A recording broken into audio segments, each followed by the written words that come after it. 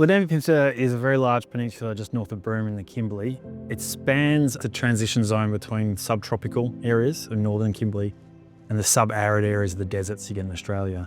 In the north, you get things like Gordian finches, which are normally associated with tropical environments. And then in the south, you get things like bilbies that are normally associated with the desert. The mountain biotickets is basically all the bush fruits and plants and trees that we use for medicines and fruits. You use our traditional plant resources as indicators for our seasonal hunting in the ocean. It's a real important thing that plays a big role in our culture. The Dampier Peninsula probably had the worst fire regime in the Kimberley, so it was experiencing really massive wildfires pretty much every year. And then 2015 was a really extensive fire year and shocked everyone to the core.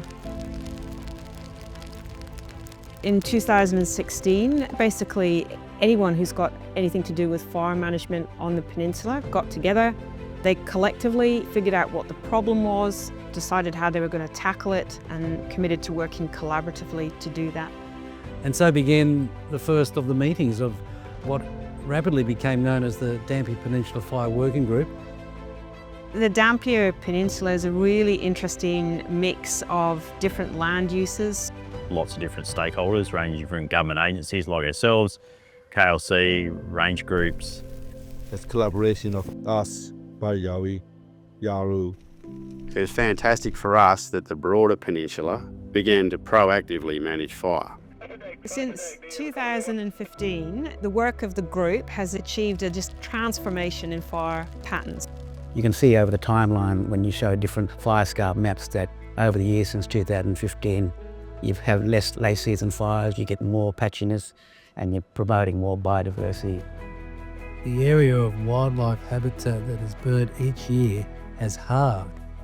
The area of habitat that has not burned for at least 3 years has doubled, and fires are now generally smaller and patchier. We've seen that the likelihood of bilbies occurring in the landscape can triple under longer unburnt conditions, and at the same time the populations of feral cats halve.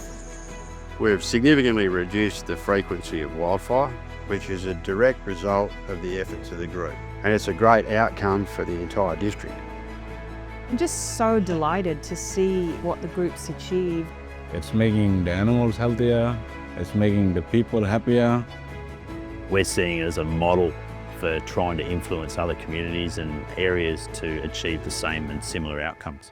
Fires can destroy, but if it's done the right way, it actually helps the country to grow, to come back.